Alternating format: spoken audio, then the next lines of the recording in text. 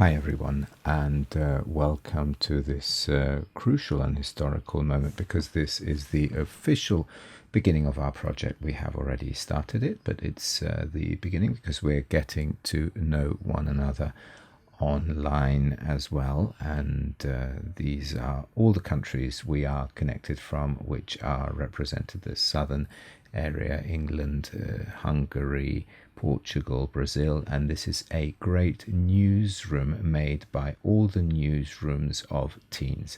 It's coming together, and we begin our task and our action today by getting to know how we can become journalists. Just a general greeting from Agostino Svolti, Irela Tassini, who are in charge of Youth for a United World, who participate to our project and support our project, as they always have with the teens and newsroom groups all over the world. So over to them for an initial greeting. We wanted to thank you and to transmit our enthusiasm.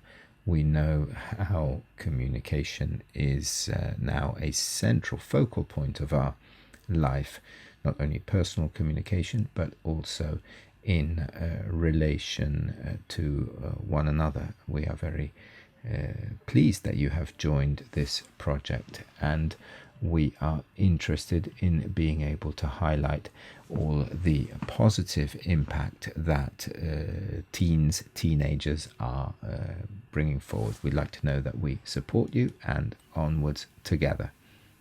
Also on my part, greeting. It is truly a joy, an enormous joy, to be here with you, to know you are here with us, and to know that the opportunity to meet together and to work together has come about. Due to the pandemic, we see an even clearer thirst for unity. This is a desire for universal brotherhood, which is absolutely necessary. We have repeated it various times. We either save ourselves together or we won't. So this is a thirst for news, for opportunities to unite the world, to prove, to show the beauty of our people or of our neighboring people, and to highlight mutual love which circulates among us. This is the task that we have. Thank you to your openness, your availability, your talent that the Lord has given you, the talent to write or to want to learn to write or to film and to use media. This will be an opportunity so that this ideal of unity reaches everyone. So our very, very best wishes. We are with you. And we see that you are writing, and we could stay here all the time, but we're happy to start, so we'll stop here.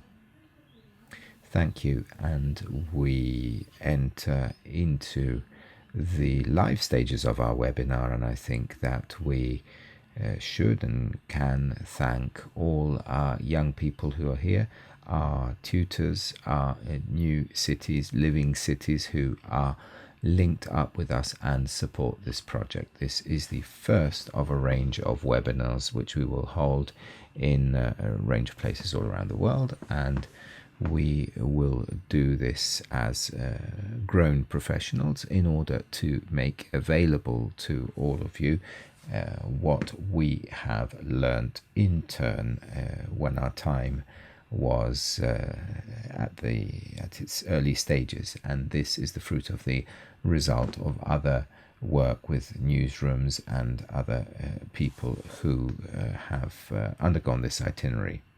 So we introduce ourselves, Annalisa, and for various years I have worked with youth in the Focolari movement. I now work at the communication office. I'm a journalist, and my specialization in the field of communication is linked to communication for teenagers, even though these years I have learned to work with teenagers. Chiara di Lorenzo and Tiziana Nicastro. We are three journalists and tutors in teens, and we share this project together. They will introduce themselves when they take the floor. We would like to begin by asking some of the young people of the Teens newsroom what Teens is for them and what springs to mind when they think about Teens and how they would want it to be. So in this brief video we were able to collate a few words, a few keywords of Teens.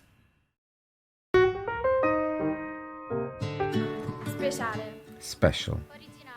Original. Amazing. Novelty.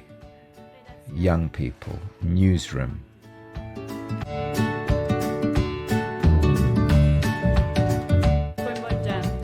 Involving. Wonderful.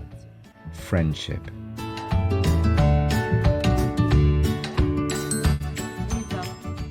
Unity. Cooperation. Joy. Essential. Photographic. Young. Supercalifragilistichespiralidoso. Opportunità. Opportunity. Parole. Words. Nostro. Ours. Poliedrico. Multifaceted. Cultura. Culture. Imaginative. Innovative. Unique.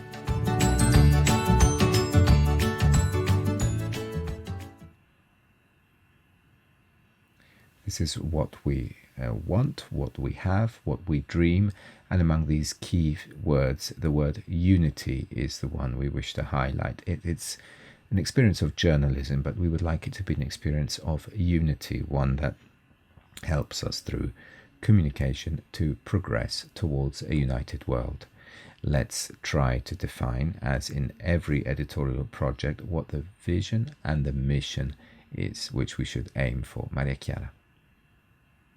Hello everyone, we are very happy and not a little nervous to be together here today. This is a great joy, and briefly, I am a journalist. I have worked for various years in the communication office of the Focolare movement. This is work whose breadth spans the world, and then there was a brief cinema and television moment at the press office of a media outlet, and now I'm working for an NGO which deals with communication, and my office is devoted to very interesting projects of communication for development in the countries most in difficulty. So our work is at the moment to plan radio, television services in Africa, Latin America, and some Asian countries, keeping this dimension and this passion for journalism and communication alive, which has been with me ever since my childhood. Following this brief presentation, to get to know one another, I would say a word on the mission and vision of this great project, Teens International.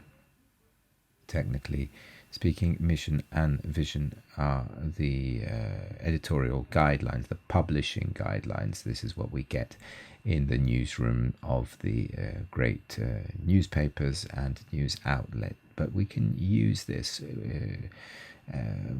to define our working style, and also that constellation of points of reference that Annalisa quoted earlier, the word unity. These words, these points of reference are followed in our newsroom as we would like our newsroom to be. in every single country.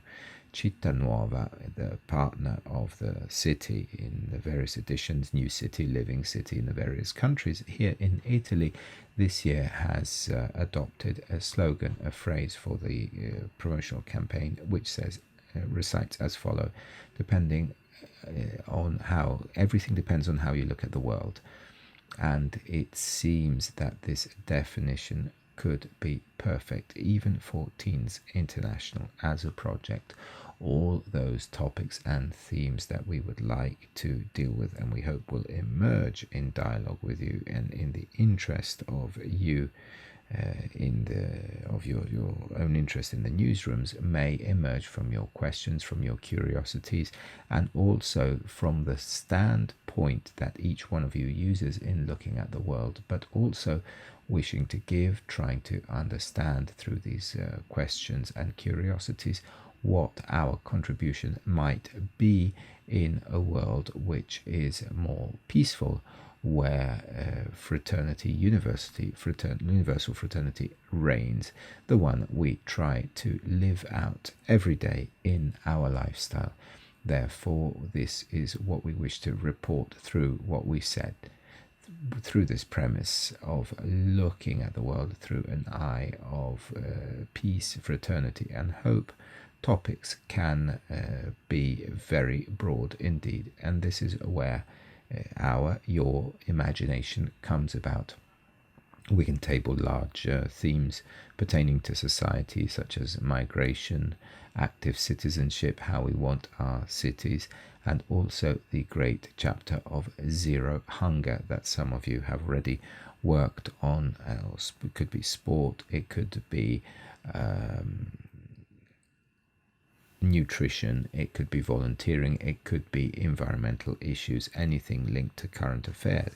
For example, the COVID crisis we are being impacted by in the same way across the globe, and this is certainly of great interest. But these may also be themes which impact us, not only impact society in general, but impact on our personal life, looking at the world of young adults, that of the issues that you undergo. These could be themes linked to fashion or fashions, your dreams for the future, or social media, social network is another one which is of interest, of course, without neglecting rights, human rights, peace, disarmament. These are all things that we can look at through this prism. Another point which is part of our guidelines is the care for language. If we think about a product, whether it's a magazine or a blog, everybody will decide this at a later stage, but it is important that we envisage how it may penetrate the schools or homes of others, for people who do not share our experience and may not have a religious background. There are many people who share a path with us, but they don't always have our same religious background. So we need to think, first of all, about the people who you know, your friends from your sports team, or anybody sitting next to you at school, using a language that they can understand. So in this itinerary that with one of the young people we work with has been described as a fantastic journalistic itinerary, active participation is very important. So as our newsrooms are being launched, this needs to be our fixation. Teens are at the center of attention in proposing ideas and in trying to develop what they want to talk about. They need to study, of course. You can't just talk about something because you're interested in or because you've heard about it. A debate might be stimulated as a result. We need to agree on the kind of opinion that we wish to transmit on a given topic, and therefore using the words of some of the young people to describe our mission it is a project which is unique and which tells the story of that wonderful part of the world which is often not known. And we wish everything that is positive to emerge in the world.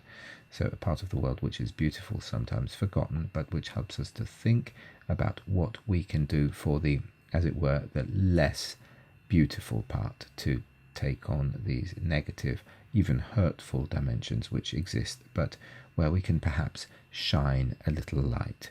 A last thing is that we try to put forward the idea of teens in schools, and therefore involve many other people in this dream, in this project of ours. We start from a small group, but with an open dimension. So when next to us there is a schoolmate who likes to write, who might be curious, why not invite this person to attend our project and to sit, as it were, the other side of the desk. Just a quick word. I hope it is clear as to what our mission is, the guidelines of teens. But once we say we wish to go in this direction, what are we going to do? How can we set up, what are our tools for working? So first of all, we start from our newsroom, so I will say something about this, and then for our tools, and this is the practical part, I will give the floor to Tiziana. So there are many ways to organize a newsroom. For example, if we think about a country like Italy, we have just started in these months. It is a smaller country when compared to one of yours, but it's a long country. It's a peninsula. There are 2 major islands, and our young adults are everywhere along our peninsula. They're not just in Rome, where I'm speaking from, and they work mainly through online tools. At this point in time, we all need to do it, and that's just a limitation we have due to the pandemic. But even in normal times, we mainly work online. And then we imagine that in the future, when it is possible to meet maybe once a year, we could take this opportunity. We can use tools such as WhatsApp or the instant messaging system that you know in your countries. For us, it's usually WhatsApp, where we can organize times for exchange. We can share ideas and topics, and the young adults participate as and when. Some go to school, some need to study hard at certain periods, and therefore of course there is a basic commitment on everyone's part to take on this task. So we have fun, but it's not supposed to be just a game. We take our responsibility, as it were. At this point in time, due to the pandemic, we have explored video much more. Therefore, we might think of launching a teens newscast, which perhaps we might have done only in writing or on paper on a blog, has now taken the form of the shape of a video. And then there is another opportunity, which is that of organizing video calls. This is a webinar, so you cannot interact that much. But if it were a normal Zoom call, everybody would take the floor, give a contribution, and we can choose our topic. And in that case, we would give all our contributions. For example, I'd like to interview this person, or I'd like to go in depth with the other, etc. So this is in order to set up a newsroom. First, we need to find the right people, then we need to have a tool to keep us together, then we need to meet occasionally, and at the point where we have a working meeting, it may become something which in journalese is called the editorial meeting, the news planning meeting, where everybody puts on the table with their editor-in-chief their ideas, and then we decide what to do and what shape to give to a magazine or to a newspaper, and who deals with every item, a piece, which is a topic in the various forms which we will explore, that one person takes responsibility of, and it could be written sometimes together. There could be one or two. It's more rare to have three brains working on it, but it's a piece, what we will call a piece. So generally speaking, every group needs to find the most agile and simple and effective tools in order to be able to work concretely, in order to produce results, but at a time in which you need to do these things, we need to know what the tools of the trade are. Otherwise we wouldn't know where to start. It's a little bit like a toolbox, the ones that workmen have in order to fix things, screwdriver, what have you. The same applies to journalists, and in order to explain this, I would give the floor to Tiziana. Thank you, Maria Chiara. A greetings to everyone, and before beginning to talk about our tools, I will introduce myself. I'm a journalist too. So far I have worked especially in television, specifically in a local television, but also as a correspondent of a program of the Italian national television. So every day with my car I would go in the various cities of Italy, and I'd look at items of current affairs. I'm very pleased to be here today and to be able to share something with you as a journalist about our work tools. But I'm very happy because preparing for this, I went back in time to when I was your age, and I was 16 at the time when attending an international meeting of the youth section of the Focolari movement. Chiara came to see us, and entering that hall, she had this magazine Città Nuova, that partner of this project. In that occasion, Chiara Lubick invited us, who were very young, we were teenagers, to study not only journalism, but also become professionals in media.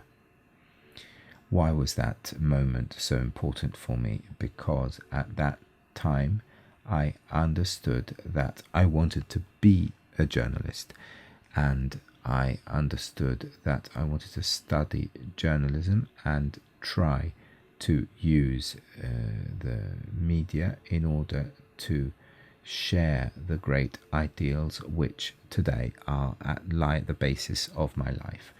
These ideals are universal fraternity, justice, peace, common good, the care for others, and the stewardship of the environment. These are words which may appear just to be classic slogans, but I must be honest, in my life, before writing an article, I try to live out all these ideals and to put them into practice. From that day, I was 16, and quite a few years have gone by. Many things have changed. However, there is one quality, one personal quality of mine which continues to exist, and which is one that all journalists have. I was, and I am, a curious person. So you could say curious because you want to know things, but curious in this case means that would be negative, that would be being nosy, but I utilize curiosity in order to get to know, to study, to ask questions, not to expect obvious questions, in order to research, to go into depth. These are all qualities of curiosity. So of course, a journalist, as a first thing, needs to be a curious person. But let us go and see what the basic tools are for a journalist to have. If this question had been asked to me a few years ago, I would have said certainly a pen and a sheet of paper. Then I would have said a typewriter, maybe a computer. Nowadays, technically speaking, a mobile phone is sufficient. With a smartphone, you can write an article, you can record something for radio, you can take pictures, videos, and finally you can edit proper news reports for radio and television. They can be sent, they can be added to websites and on social media. We can be connected in real time with the entire world, which is a little what we're doing now. Therefore, we need to bear in mind the space and time dynamics, which are completely different vis-à-vis the past. A concrete example, an item of news which has a value today, now, at this point, in 5 minutes, or even less than that, is devoid of value or might be updated. Or it may completely lose importance because something might have happened which is completely new and it fills all the social space with other comments. So are there rules that as journalists we need to bear in mind? Yes, of course. Let us go and look at one simple rule. We need to write in a way which is clear and brief. This can be done by anyone. No, clarity and brevity are essential tools of a good journalist. In order to define a journalist, we need to be able to understand the news items and we need to be able to write about it. We need to set up a few guidelines. We need to be awake, alert, careful. What does this attention mean? It means that I need to move all my thoughts out of the way and read what I'm writing many times. I need to be absolutely aware of all the details that I write, and then I need to put a lot of commitment into this. I must never just make do with what I have. I need to try to improve, and every article is a new exercise. Then I need to truly practice and learn to use simple and universal words. Every time I write an article, I need to ask myself one question, and the question is, the person who is the simplest, the humblest, the person who is the least educated in my city, would they be able to understand what I am writing? And still today, every time I write, I try to answer this question. And then, what is it for? Well, what else do we need? We need experience. And of course, we improve through practice and also by receiving feedback from our readers. In our case, in your case, the judgment of the readers and tutors. But tutors are not school teachers who are there to give you a mark on your work. They are professionals who wish you to get to know all the tricks of the trade, and therefore they are ready to help you, and they are there beside you if you need any kind of support. We've given a few qualities, but we haven't yet defined the difference between a journalist and a writer. Why? Even a writer might be clear and brief, certainly, of course. But a writer can make things up. They can source their imagination. A journalist cannot do this. A journalist must convey facts, and he or she is linked to events and cannot escape the world of reality. Let us now go and see the structure of an article. We can divide this up into 4 parts. There is a first part, which in technical language is called the opening. This is useful in order to attract the attention of the reader. Then there is a second part, which is fundamental. In this second part, we need to answer 5 questions. This is very important. Who? Who is the main actor of our item of news? What? What do they do? Where do they do it? When? And why? And then there is another question, the 6th question, how? This 6th question isn't always added into this second part. Often it's in the 3rd part, which is the analysis portion of your article, where we begin to add some details of our news, what we call the details. And finally, there is a conclusion, and I like to quote my master of journalism, who said, when you feel that you want to add a conclusion, stop, because the article is finished. Why have I quoted this master of journalism? Because we don't need a conclusion in an article containing a moral at the end. No. I apportioned the article into 4 parts. Why can we divide an item of news in many parts? Because we need to bear in mind 2 things. A space we have inside the article, and these are the keystrokes. Often in our Italian newsroom we talk, and how many keystrokes? Does it include spaces? Does it not? It means how much more can I write? Have I written too much, or have I written too little?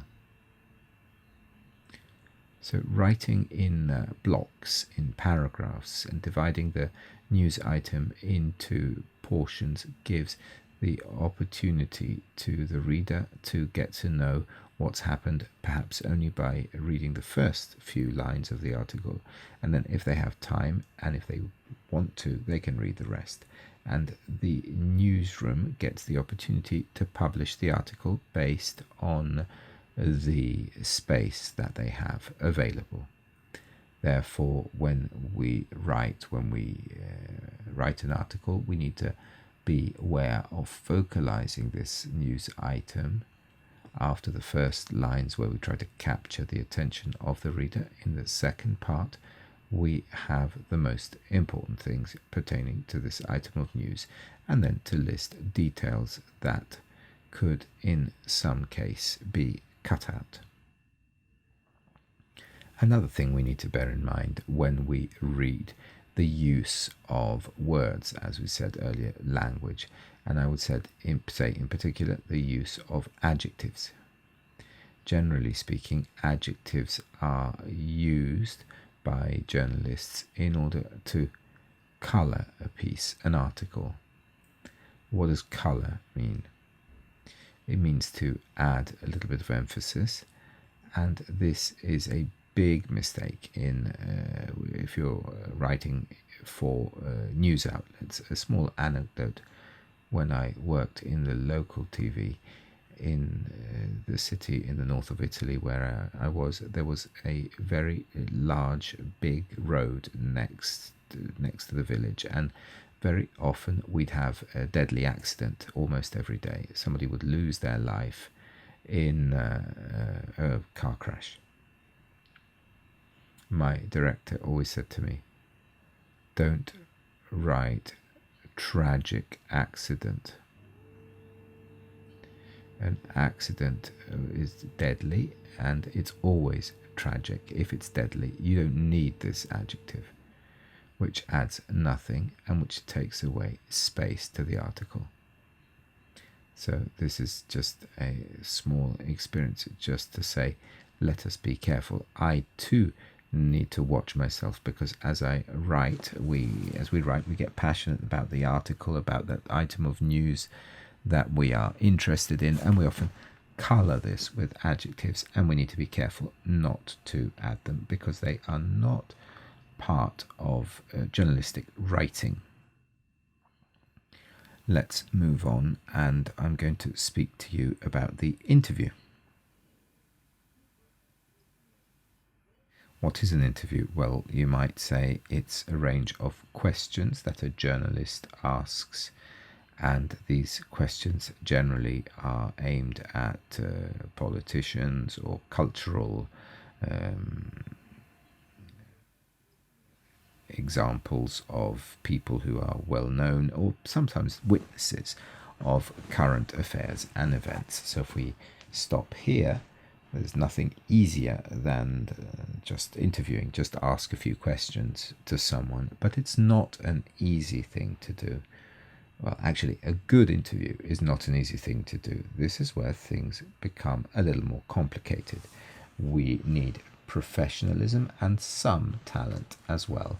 Great interviews are not improvised in any way. So you might say, well, Tiziana, we are here and we've just began and you are frightening us. Nothing to be afraid of. We just need to follow some pieces of advice. As a first thing, we need to be informed, study the person we are interviewing, their biography, their world. We need to avoid making a bad impression or saying something silly, because if we don't know this person, we might say something which is not related to them. Then we need to be up to date. What does this mean?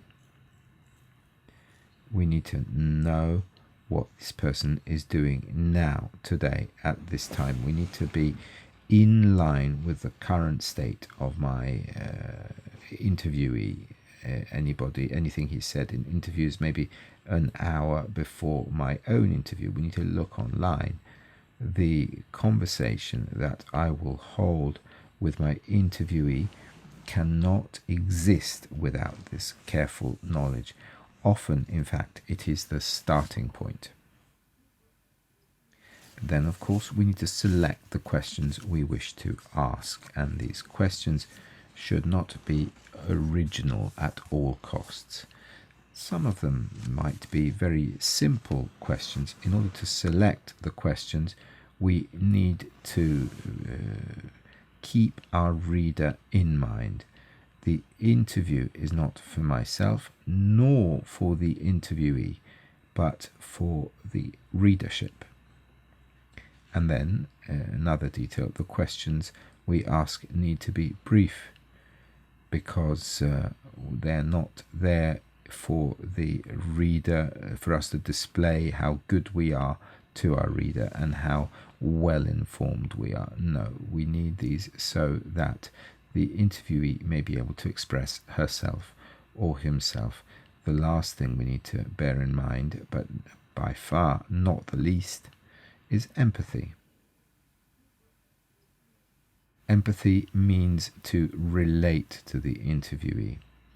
So in the light of our policy, as Annalisa mentioned earlier, our newsroom policy, I need to enter into empathy with the interviewee, bearing in mind that the editorial mission of Teens is universal fraternity. And therefore I need to have before me the interviewee as a person. I need to preserve my relationship with this person no matter what. A couple of experiences on this particular aspect, and I hope they will be useful for you. I was working for this local TV in the north of Italy, and the director once asked me to do a piece on a project taking place in youth schools, in nurseries. Kids were aged between 3 and 5. And before sending me there with the cameraman, he says to me, "Be careful. I don't want you to come back with the words of the president of the project. I want you to interview the kids as well." Fine, off I go. And once I met kids which was so young, I asked myself, how am I going to enter into some kind of rapport with them? Me and the cameraman were very tall, big, enormous when compared to them. So as a first thing, I asked my operator to sit down on the floor, to be at the same level as the kids. Then I began to explain to the kids that we would have played a game, and in order to do this I needed to explain what the toys were. So I presented them the camera and the microphone. They wanted to touch it in a way that this game might become interesting, and they might garner some enthusiasm for it. Once I explained my tools, I explained the rules. What were the rules? They were simple. I would ask a question, and they could answer only at the point where I put the microphone in front of their mouth. At that point, the tools were known, the rules were clear, and we began to play. The camera went on, and we started with our cameraman. I can assure you that today I remember this. This was a wonderful interview. I went back to the newsroom with these faces of the kids who followed those rules, who played wonderfully, and the piece was great because they were the true actors of the project and, of course, of my own report. But before that, I was able to get to their level, to their height, as it were. Another small experience, something a little bit more complex. I was working for national TV, and once they asked me to go to the north of Italy in an area where unfortunately there is a very strong political current who wishes to send all migrants home, particularly those who come from the poorest countries of Africa. In order to get to this area, to this region of Italy, it took me 3 hours driving, and I used this time to prepare to my best. I had 2 difficulties lying before me. The first one was that I really did not agree with these people who I was supposed to interview. I wanted to defend the dignity of all migrants. Secondly, I come from a country in the south of Italy, a village, a town in the south of Italy, and often this region, my region, is discriminated against by the northerners. And therefore, I too personally could have found myself in trouble when facing these interviewees. So throughout the journey, I asked myself what they might have asked me, where I come from, which region of Italy, and how can I answer, how can I deny my origins?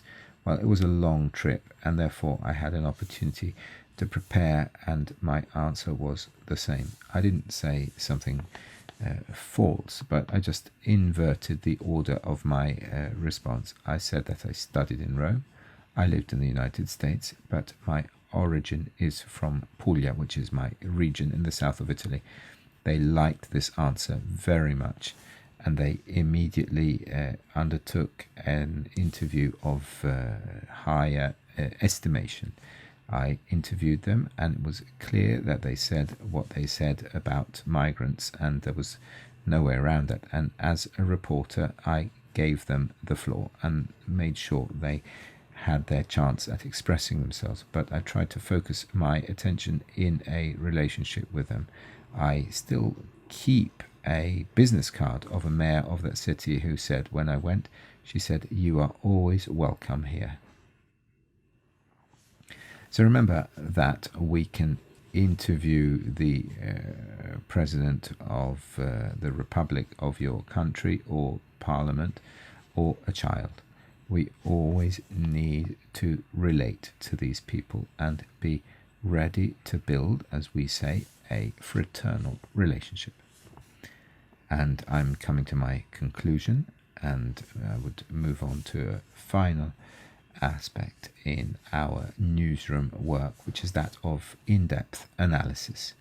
When we speak of analysis, we normally think about journalism pertaining to war or investigative journalism or counter-information. This requires very often that the journalist has a very strong idealistic thrust and a spirit of service. I think that we all know some reporters who have sacrificed their very life to look for the truth. So are we required this in teens? No, maybe not. But the two previous qualities, yes. We too are asked and required to have an idealistic spirit of service and to search for the truth. We don't need to go to war.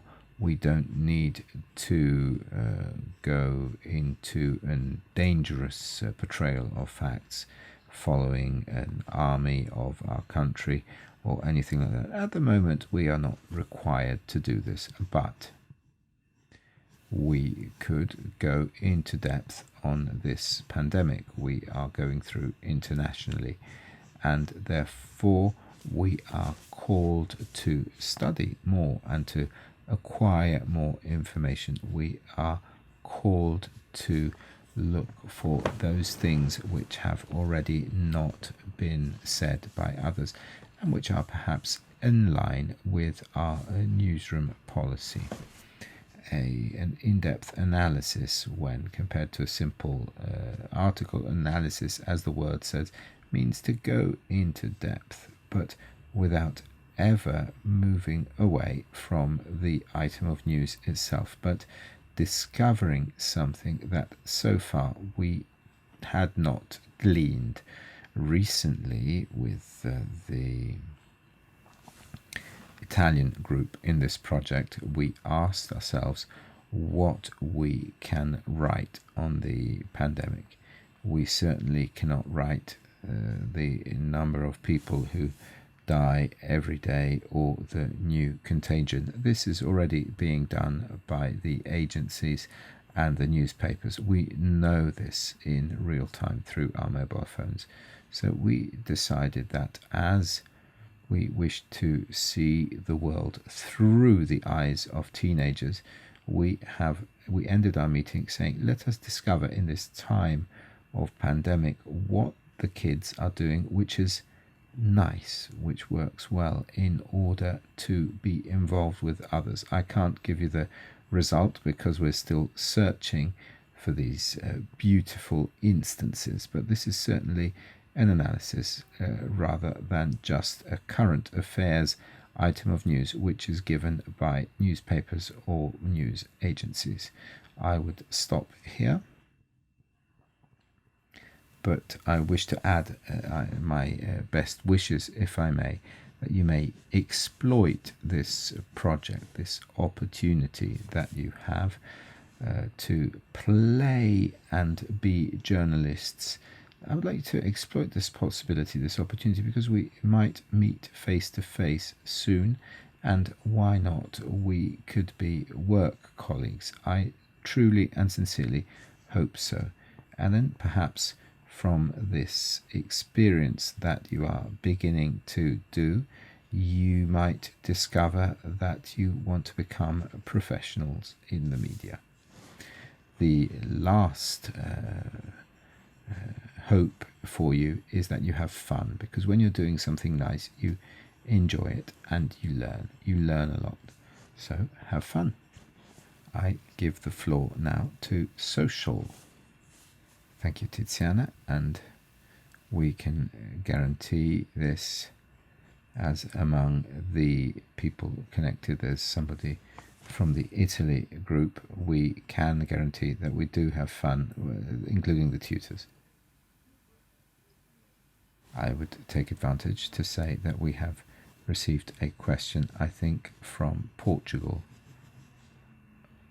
about fake news and so on. So we'll deal with that question about fake news later on. But thank you for this question, which is very much on the ball, and we are clearly on the right page.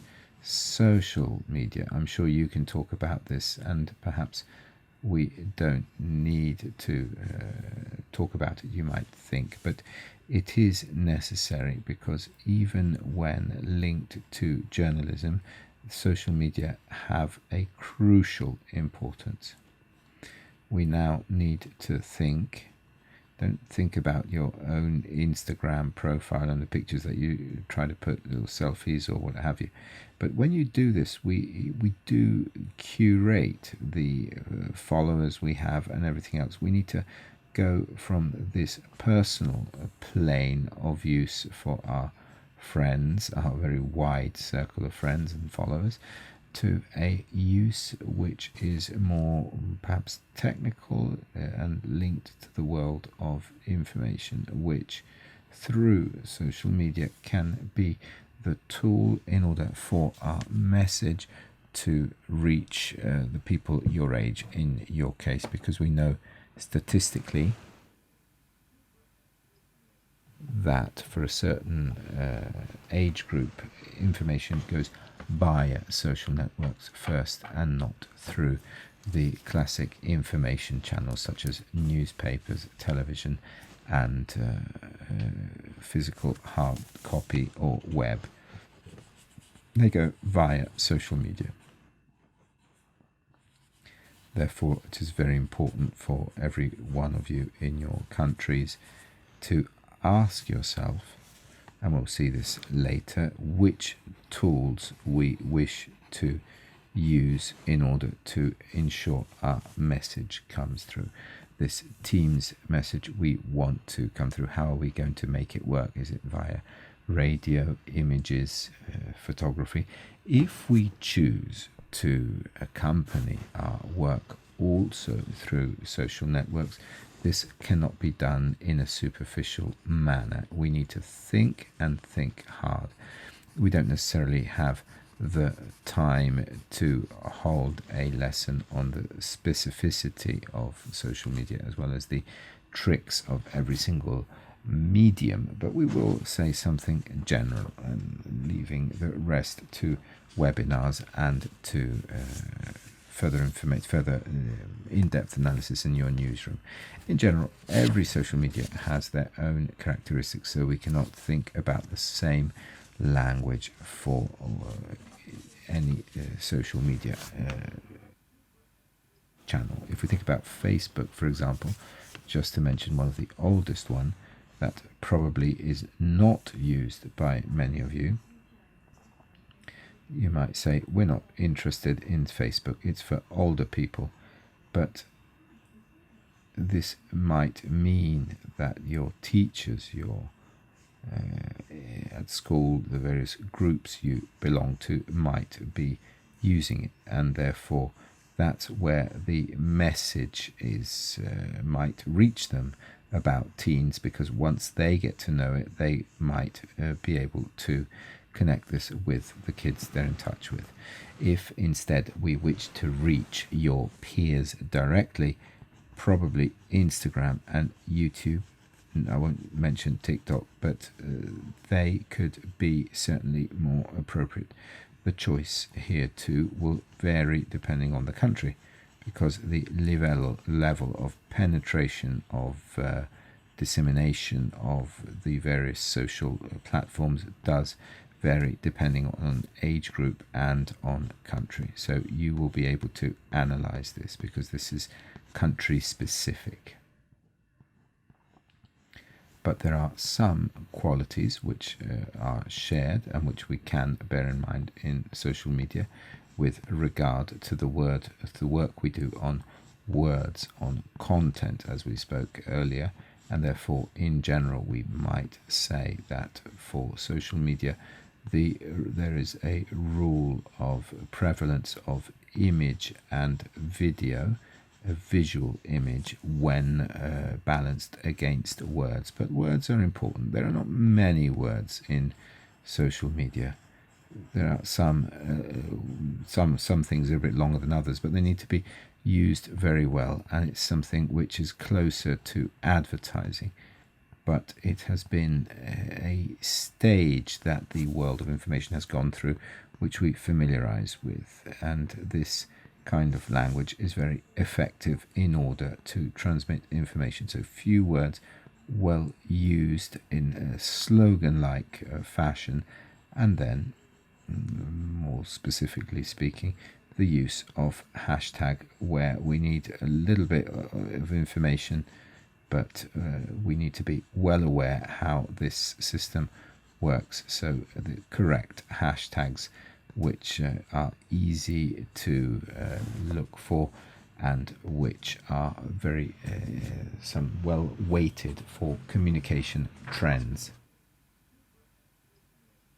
Even through social media, we are able to move ahead in our positive messages and content as a multiplier. For example, we think about the work that has been done for zero hunger, and which will continue, and it's all about climate change, lifestyle, everything which can go through memes, images, videos, and so on, becomes very, very contagious in a positive sense in these platforms. And here too, I will link to the question we had earlier. Be careful, be aware of the fake news circulating. Fake news is an expression which doesn't just mean news which is not true, but false news, but it's news which is not true. False and not true is not the same thing. It's a modified truth. Perhaps sometimes people are a little bit distracted, and sometimes there is a malevolent intention behind this. And this, even for us in teams working on in this topic, we need to ensure that we don't fall prey to easy enthusiasm, meaning the temptation to share the first thing we see. And even more than when we are creating our personal profiles, but even more if we present a media outlet, it is absolutely crucial. And just a simple example, but here too we would need a whole webinar for this, and we'll probably do it. The example is linked to the pandemic. Some time ago, when in our country we began to speak about a reopening, which means the ending of the lockdown, the government had not yet given the necessary indications. So there were no dates, no precise indications, and at a certain point we saw the circulation of an image, a flyer, with the dates of reopening for hairdressers, cinemas, what have you, and all the different items listed, and the signature, the logo was ANSA, which is the main Italian news outlet. But if you increased the image, you could see that the logo had been faked. So it was ANSA from afar, but basically this was an item of fake news. So it's enough to zoom in the picture just to check before you share an item of news, and you can make sure that it is authentic. These are some ideas. As I mentioned earlier, it would be quite long, and it would be a good idea to open a social newsroom. So here too we need to study and prepare and ensure there is a plan. And as we said that image is important, let's continue on this item on the image with Annalisa. Images, because so far we have said many things about how we write a text, but in our work even the image portion is crucial. In fact, I would say that if we quote one of the socials we use most, Instagram is the realm of images, and so if we need to unite an image to a text, we too need to be particularly careful when it comes to images for two reasons. First of all, because we are at a historical time in a society that gives great value to images. Very often when we open the website of a news outlet of our country, have been attracted to read the article thanks to the image we saw, even before we understood the content. So we looked at the image and we went to read the title. This is the way information works and operates. The other one is for the value of the image itself, because an image communicates. It has great strength, great power in communicating a message, and it is very easy to relate to. We need to bear this in mind in our path to journalism. We need to think about what we want to communicate even through images. In that initial mission there is text and image. Let's just stop a moment to think about images, photographs. Sometimes when we see an image, if I showed you now an image, a picture about the coronavirus, if I asked you what it is, many of you might respond, this is coronavirus. But actually the precise answer is this is one image of coronavirus. It seems like a detail, but that's not correct. The photograph, the image I see is not that thing. It is one image of one dimension of reality. How do we get to that image?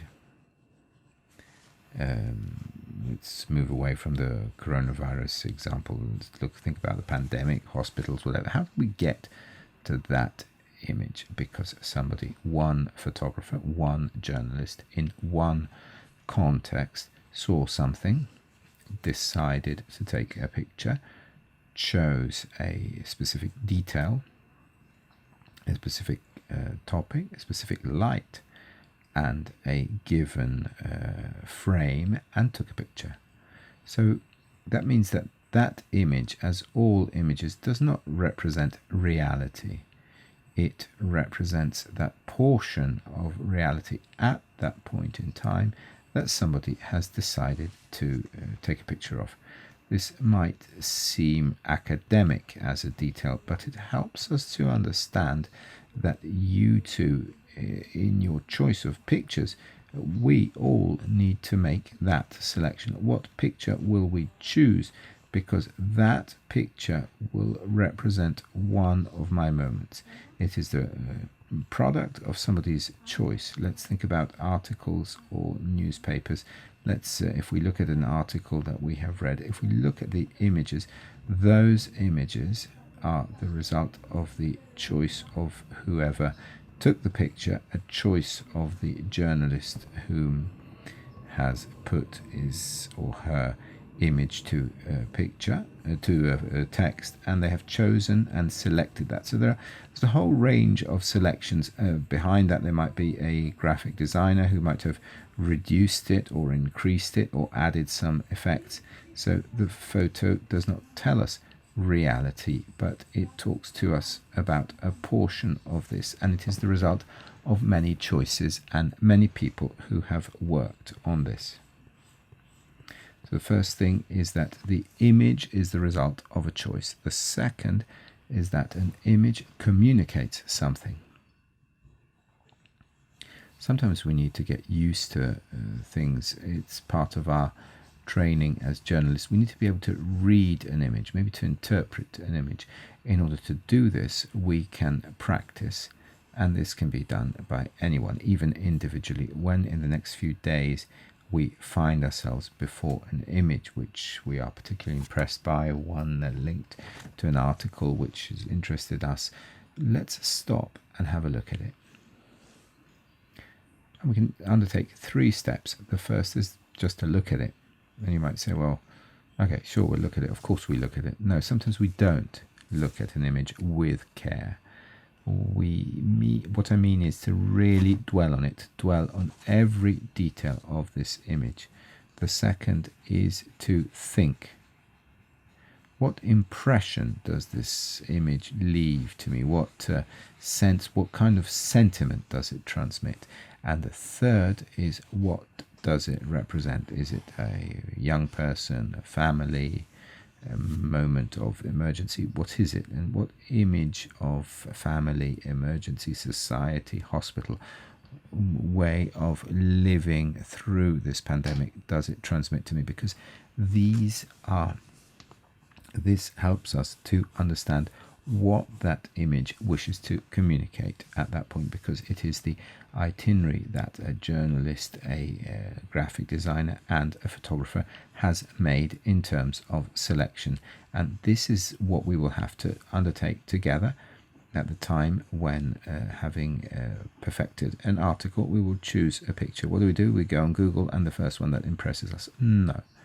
Even in a choice of image, we need to go through this. What did I want to say in this article of mine? What do I wish to communicate even through this image? What message do I want to transmit? And therefore, in the choice of photos, if we have practice, we look at it, we see what feeling it gives us, what image of society, of young person, of family is transmitted, and decide whether to add it or not. And then a further step which we can undertake in the choice of images to see whether what we wish to communicate works or whether it communicates the opposite is to look at it together. This is a strength in some of our newsrooms, and at least the newsroom we wish to build, where there is the beauty of togetherness. So I have chosen this image with this article because I want to say this. What do you think? And what impression do you have? What would you do? And this helps us to assess together with the others of the newsroom and our tutor the image itself, and the images and the choice not only of a text but also of the image. Another thing, we need to be careful when we choose an image, because there are some images which are copyright protected. Somebody creates an image and we find them online available for free. Others, and the author has the right of being quoted, and some need to be paid for because those who have done so sell it, and not everything therefore can be used freely. We need to learn, and our tutors help us here because the laws change depending on countries, and Città can help us because I'm sure they already have agreements with photo banks to see how to do this. But be careful when you choose a picture and assess copyright. These are the rights, the legal rights of who produces a picture. So speaking about copyright and the author of a picture, photographer, we talk about our sources of news and photos, and we get to a different point which is at the center of a question we received, which is sources. Sources are an important topic in our profession as journalists. Where do we get our news from?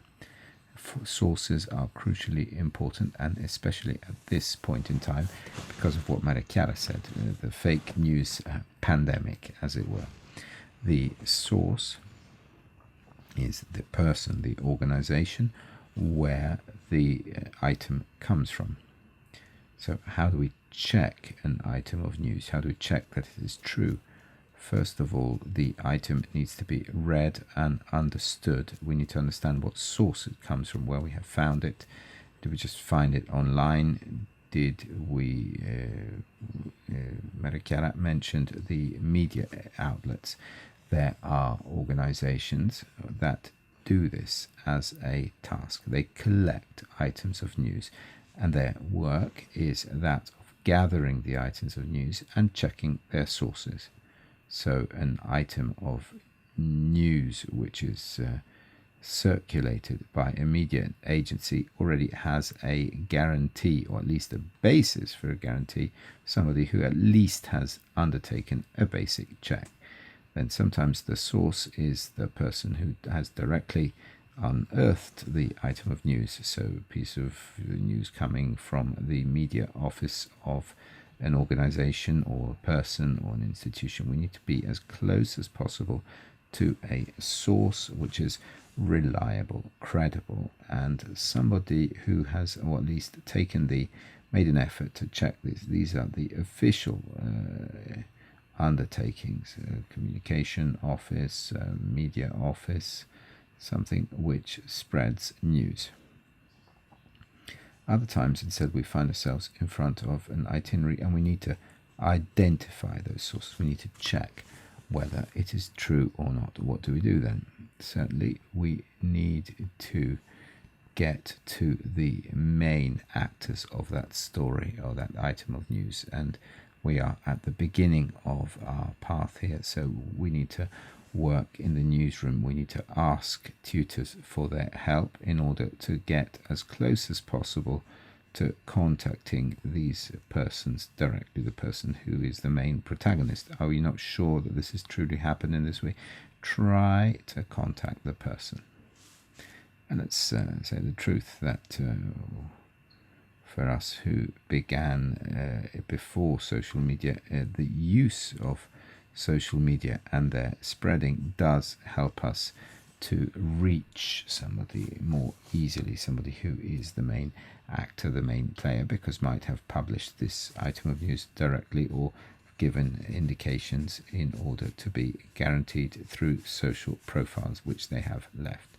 Other times the opposite happens. We have the item of news coming directly from people in this pandemic. For example, the news outlets have enriched their own opportunities.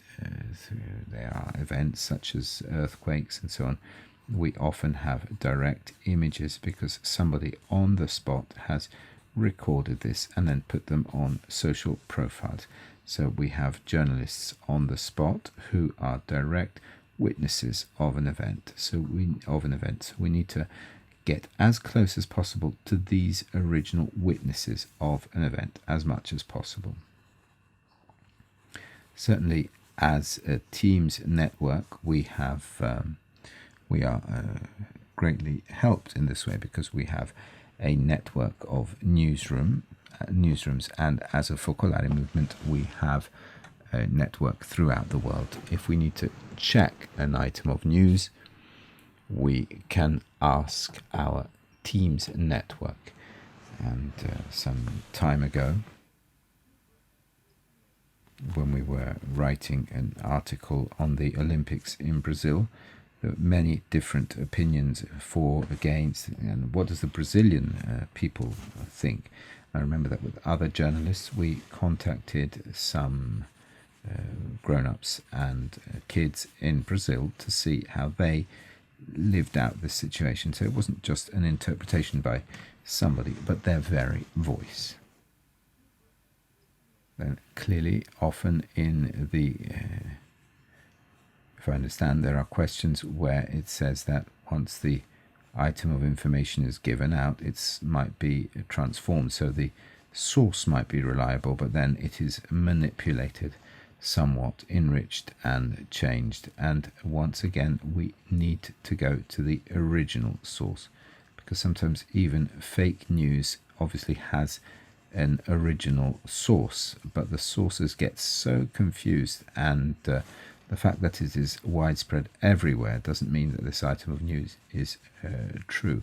And in conclusion, there is a further step, which is the right to rectify. This is everybody's right. We understand this very well because we live the golden rule, which means that if we do this,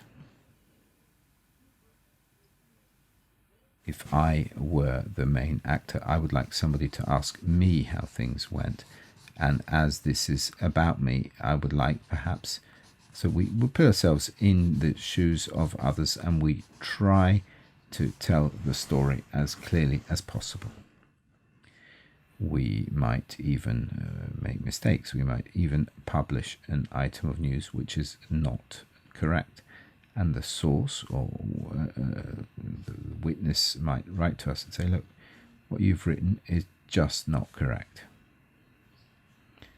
There is a step here. There is a right to rectify, to correct, to amend. I have a duty, in fact, that we made a mistake, we apologize, and we say, this is the way things went. This is the detail. What we add here in our tool bag, unfortunately, at a time of fake news, is not a tool which is very much used. And sometimes we have a tiny way of rectifying, but we leave the fake news at the top of the page, and this is unacceptable. But it happens in the social media because the clicks and amount of resonance it has had was very much. So we don't want to take it away from a social outlet because it can attract more. And then we just put a little correction at the bottom. I think that even before this kind of mistake, we can give a further witness. We fully wish to respect the truth and the way things went, even with the courage to change the item of news. But these are all things that we can undertake together, and the truth, the secret is to proceed along with our tutors.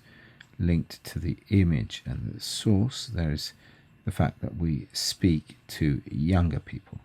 And as you know, the news and the images linked to minors are also protected in many countries by very strict and stringent rules. So there's a portion devoted to the safeguard of minors, which includes publication of names, age, and other references which need to be authorized by the family, such as the publication of images.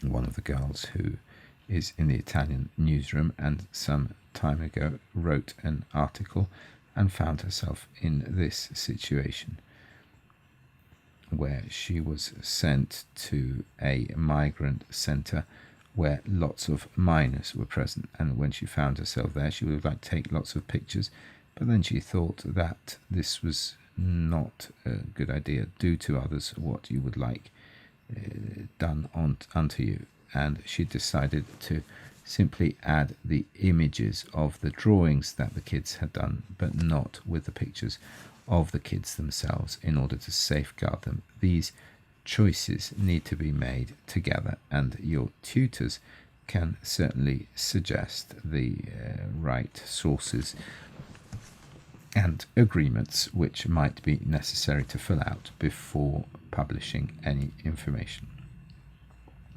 We end this portion, as we've said. We have tried to ask someone in the Italian newsroom who began to write what the most difficult things were that have been learned, and we collected some impressions. We'll just put them together in this brief video.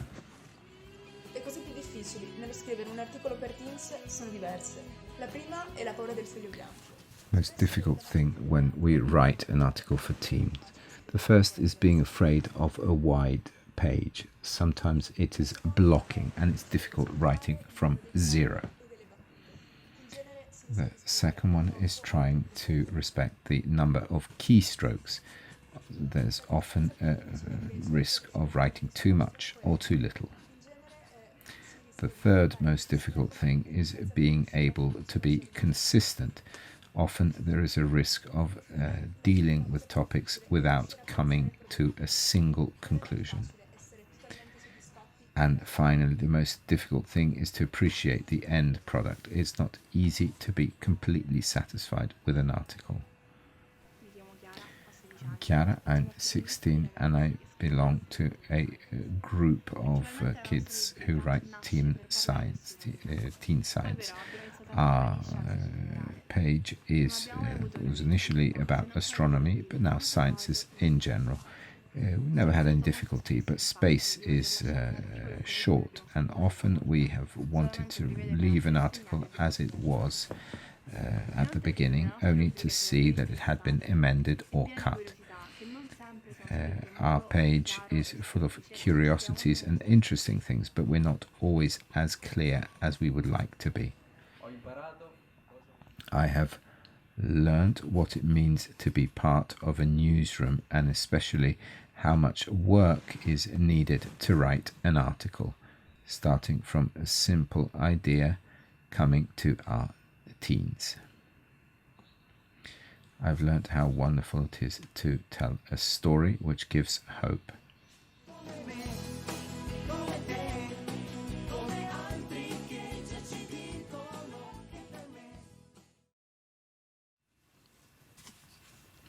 Chiara quoted Teens Science.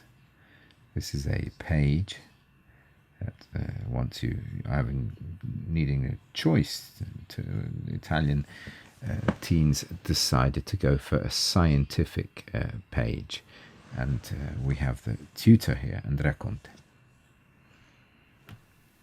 Thank you, Annalisa, Maria Chiara, and Tiziana.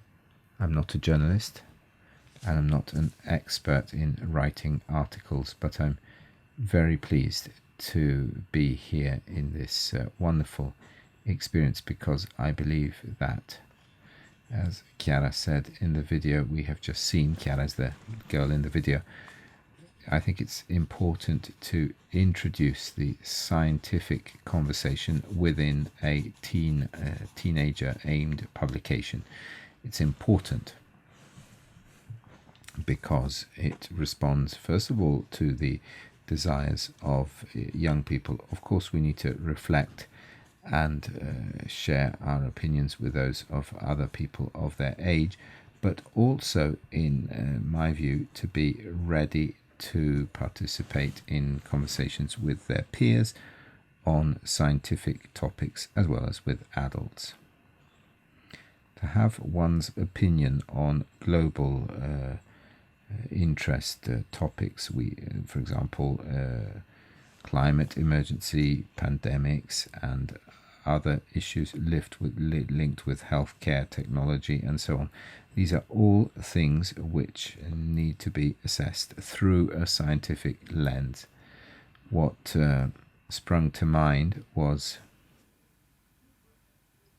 Chiara was speaking about astronomy, but the Science Teens page in Italy came about with the idea of adding some universe and some astronomy within teens. And this might make us think, why, when there are much more topical things, why should we talk about the birth of a star or some planets that are similar to Earth? Why discuss these things? Well, the answer is that dealing with these topics means to move closer to nature, to contemplate nature.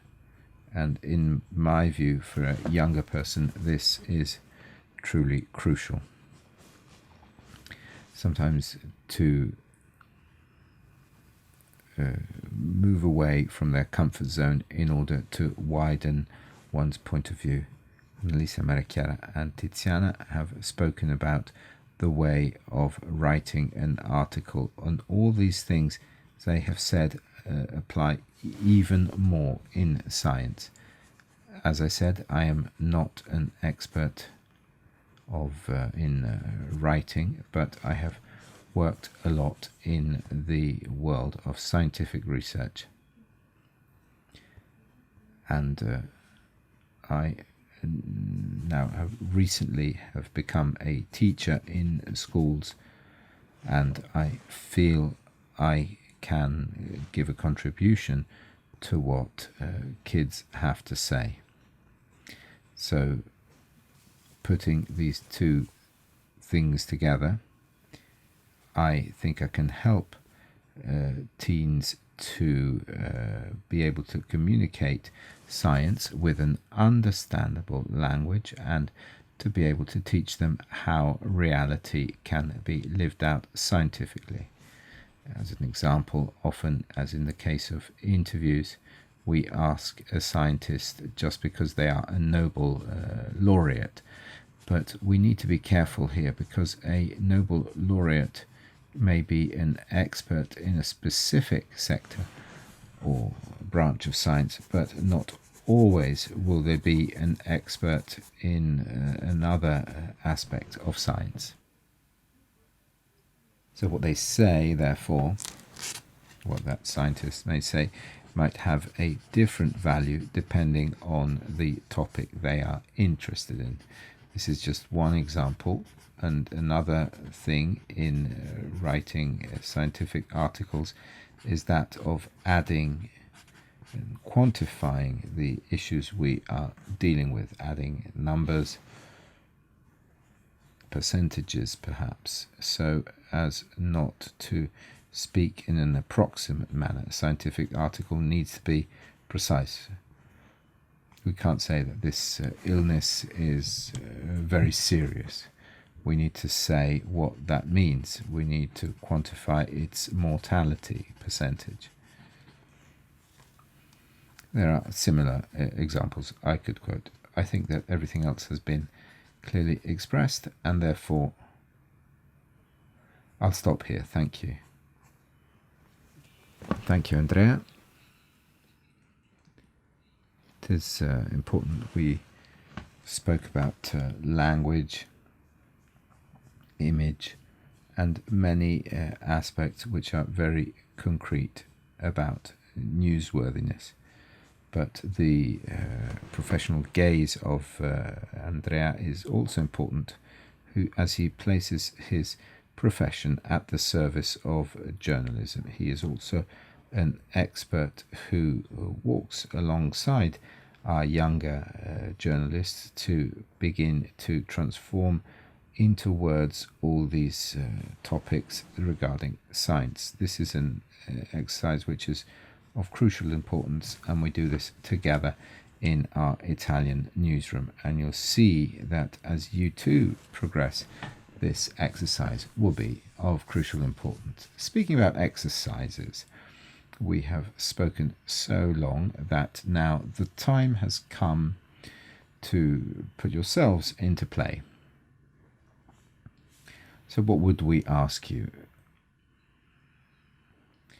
We ask you to become main actors of this webinar. We are going to give you some time in order to begin to reflect on what could be a task of news writing. And therefore, so everyone's at their own desk at the moment, and we have some limitations in the opportunities we might have to interact with one another. But this is true, but it's a fact. But this does not stop us from dreaming and having fun. So it's now 15:32 in Italy. Let's focus on minutes. We'll give you 15 minutes.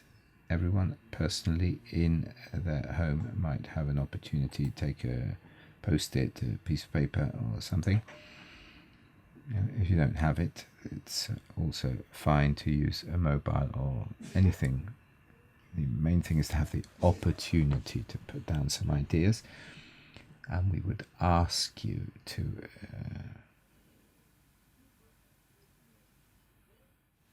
look at two aspects.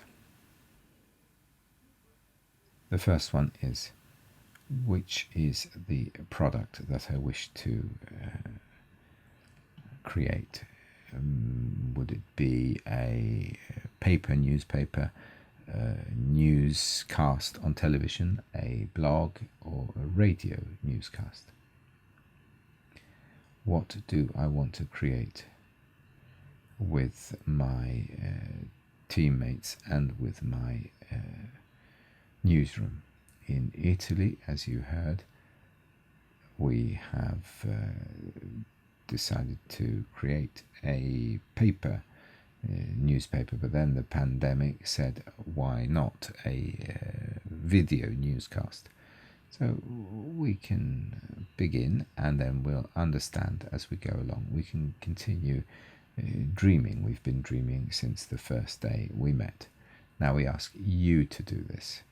What do you want to do? Therefore, think about your product. And second item, what are the topics that your journalistic products cannot do without? I mean, what are the items that are essential to it? As you've heard, in Italy, we have noticed that teens could not avoid speaking about science, but had to speak about science. So others may say, I have to speak about music.